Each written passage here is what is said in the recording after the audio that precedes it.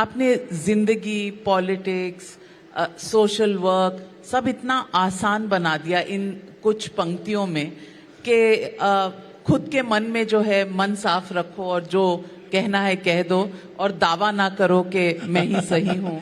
आपने बिल्कुल सब कुछ आसान कर दिया। मैं आपको एक कल रात की घटना बताता हूँ।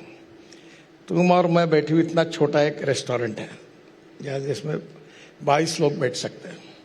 तो तुम्हारा यहाँ बैठा हुआ है जर्नलिस्ट, मुंबई से आया है, वो अपने पत्नी के साथ आया। तो मुंबई से आया है, तो पत्नी ने बोले मुझे उसने रिक्वेस्ट की कि पत्नी की इच्छा आपके साथ फोटो निकालनी। तो मैंने कहा तुम निकाल लो। जैसे उसने निकाला, पूरे होटल में बैठे हुए सब लोग दौड़ते हुए आए। फिर मैंने उसके सबके साथ फोटो निकाला। तो मुझे वो बोल रहा था कि मैं बिलीव नहीं कर सकता कि पत्नी उसने मुझे कही कि मैं तो आपका भाषण सुनती है, कभी मुझे जिंदगी में ऐसा लगा नहीं कि आप ऐसे होटल में मुझे मिलोगे। मैंने बोला मैं रोज रात को अपने चॉइस के होटल में चुपचाप सिक्योरिटी वगैरह छोड़कर 2-4 लोग लेके रोज जाता हूँ। अब मैं, this is my passion, my interest, मैं अपने हिसाब से अपना काम करते रहता हूँ।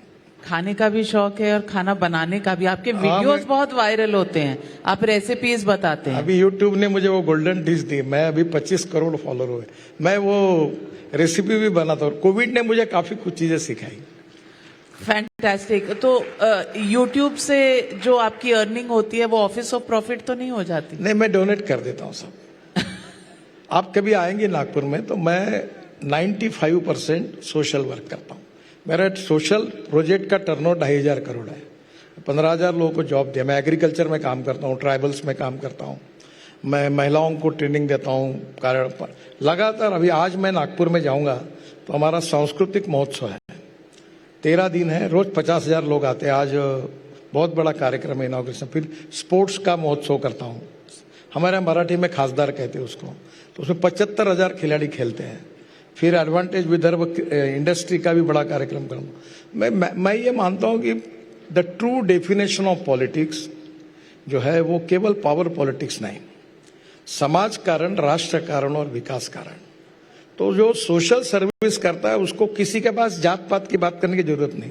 अच्छा काम करो, गॉड इज ग्रेट, पब्लिक भी ग्रेट है, आपको बराबर सपोर्ट मिलता है और मुझे नहीं लगता कोई प्रॉब्लम है। तो राहुल गांधी का जो ये फॉर्मूला है कास्ट सेंसस का और जितनी नंबर उतनी भागीदारी, जिस तरह के वो स्लोगन्स कहते हैं, उस पर आपके क्या विचार हैं? देखिए, पहले इस समाज की छुआछूत, अस्पृश्यता, जातीयता समूल नष्ट होनी चाहिए और कोई भी व्यक्ति उसकी जात, पंथ, धर्म, भाषा और सेक्स से बड़ा नहीं होता। प्रॉब्लम यह है हम सबका समान विकास होना चाहिए, सबको न्याय मिलना चाहिए, इस मत क्या है। पर नाउ प्रॉब्लम पॉलिटिक्स का ये है कि backwardness becoming a political interest. So everyone want to prove that he is backward. और इसमें राजनीतिक पार्टियों ने ऊपर उठकर समाज में जो सबसे गरीब है, यानी जातचारी है, एक गरीब है जिसमें आदिवासी है, महिला है, युवा है, किसान है। गरीब गरीब होता है, गरीब को जात, पंथ, धर्म और भाषा नहीं होती।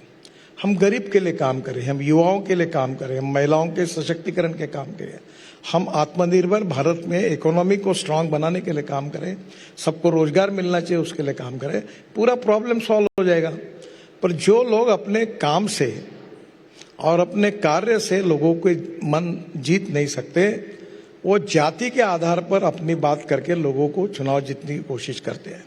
और मैंने एक सिद्धांत के रूप में मैं पब्लिकली भी कहता हूं कि तुम एक उदाहरण बताओ कि जो जाति के नाम पर चुनकर आया उसने कभी अपने जाति का कल्याण किया है क्या?